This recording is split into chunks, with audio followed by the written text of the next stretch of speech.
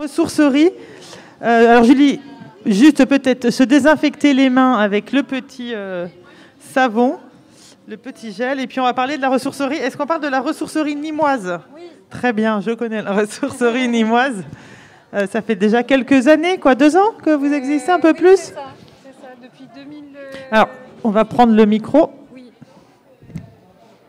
Donc, voilà, donc la ressourcerie à Nîmes, qui est un lieu, on va dire, singulier, où les gens viennent déposer les objets en plus ou moins bon état, c'est ça? C'est ça. Alors, en fait, on prend tous les objets que les gens pensent pouvoir être réemployables. Il y a un accueil qui est fait des déposants, où on leur explique en fait qu'est-ce qu'on va prendre, pourquoi on va le prendre, comment on va le trier, dans l'idée du réemploi, du recyclage, voilà. Et surtout, depuis cette année, on a mis en place, on pèse en fait les objets. Alors c'est vraiment de tout, c'est vraiment, ça va du textile aux petits objets, on prend vraiment tout, de l'électronique. Du gros mobilier, j'ai vu. Du gros mobilier, enfin voilà. Et donc, l'idée, c'est vraiment de réduire les déchets.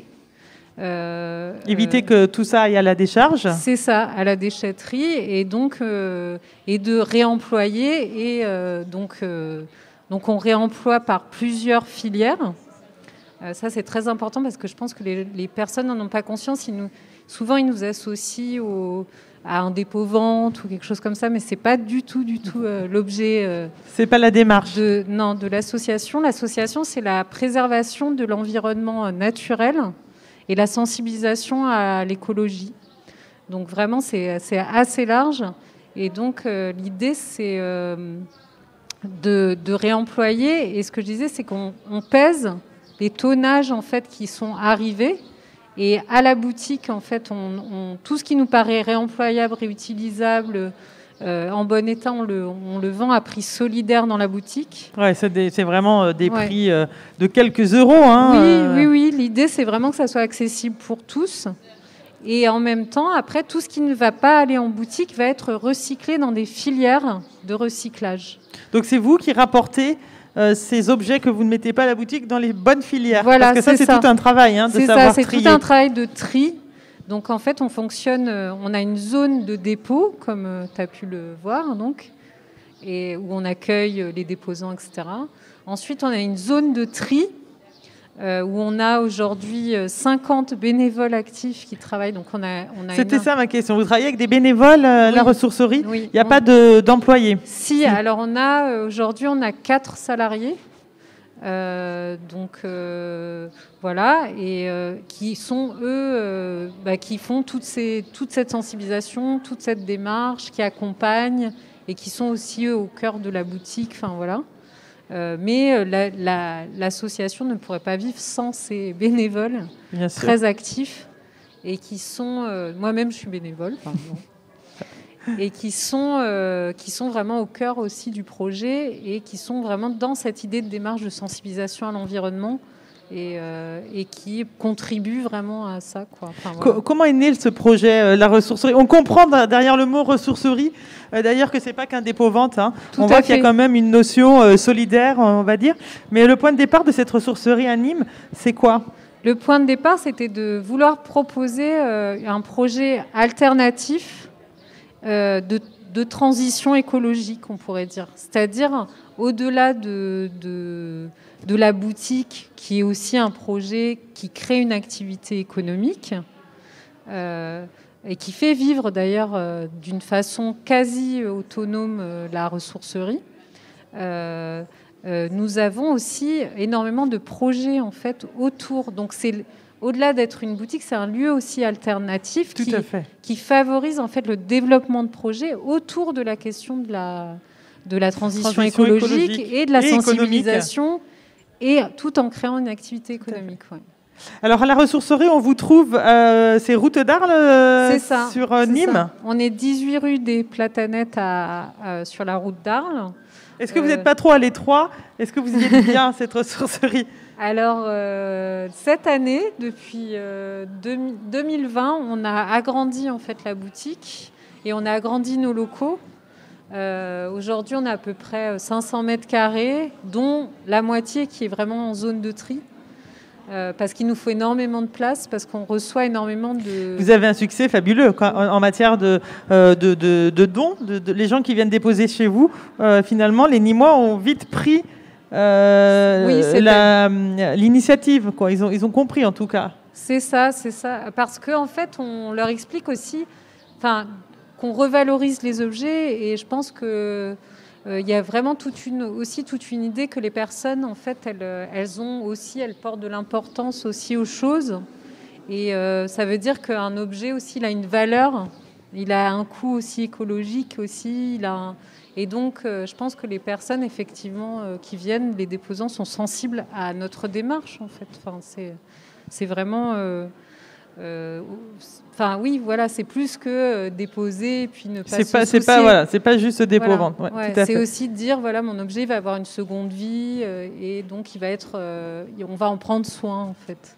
Vous savez s'il y a d'autres ressourceries dans le département ou ailleurs qui ont vu le jour ? Bien sûr, tout à fait. En fait, on fait partie, nous, d'un réseau des ressourceries. Le réseau des ressourceries. Le réseau des ressourceries nationales. Et dans le département du Gard, il y a plusieurs ressourceries. Je crois qu'il y en a 3 ou 4 maintenant. Il y a beaucoup de ressourceries, de projets de ressourceries à naître. Parce qu'en fait, rien que pour le bassin nîmois, on pourrait être au moins, peut-être 6, étant donné le tonnage de déchets, etc. qu'on reçoit. Sachant que cette année, en 2020, on a traité 51 tonnes d'objets, quoi. En 2020, ouais, malgré le confinement. Parce que j'imagine que pendant le confinement, il y avait des périodes de fermeture, donc 51 tonnes. Oui, 51 tonnes. Ouais, c'est énorme. Ouais. Après, alors, on ne fait que augmenter, en fait. Vous vivez, ça représente combien de bénévoles, hein? Vous avez dit tout à l'heure, il y a quand même beaucoup de bénévoles dans la ressourcerie. Vous êtes combien pour faire vivre cette ressourcerie ? Donc, on est une 50aine de bénévoles actifs. Ce qu'on appelle les bénévoles actifs, c'est des personnes qui donnent du temps quelques heures par semaine, voire des personnes qui sont là tous les jours.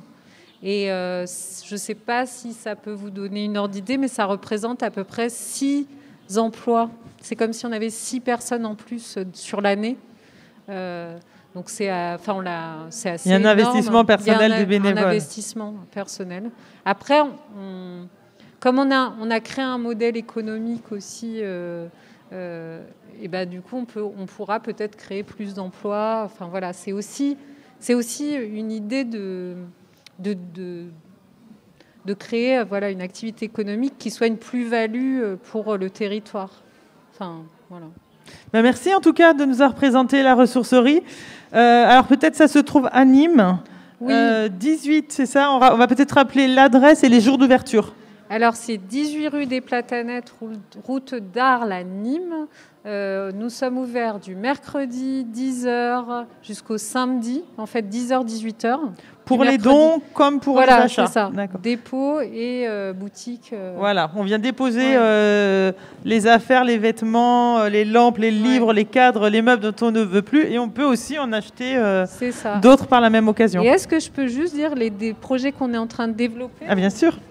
Donc parce que je trouve que c'est intéressant de savoir qu'aussi on est un... Vous avez d'autres projets ? Voilà, c'est pas que la boutique, c'est aussi on a développé en fait un projet autour de la réparation des vélos. Donc là, on a un pôle réparation de vélos et donc vente de vélos, etc. On a développé aussi un atelier, un pôle matériothèque. Donc la matériothèque, c'est récupérer des objets ou des choses et les rendre par exemple, je ne sais pas, on trouve un jean ou quelque chose, on enlève les boutons, les fermetures, etc. Et on peut les revendre en fait. Et les réutiliser pour faire une tête d'oreiller. Ouais. Donc vraiment, c'est aller jusqu'au bout de la filière de recyclage. On ne jettera pas tout le jean. Voilà. Et la matériothèque, elle peut aussi être, par exemple pour des écoles d'art, ça peut être très intéressant. Et ça, c'est pour ça que... par exemple, tout ce qui est fourniture, papier, récupération d'objets pour pouvoir, par exemple, si on fait partie d'une école d'art, créer des œuvres, etc., à partir de matériaux.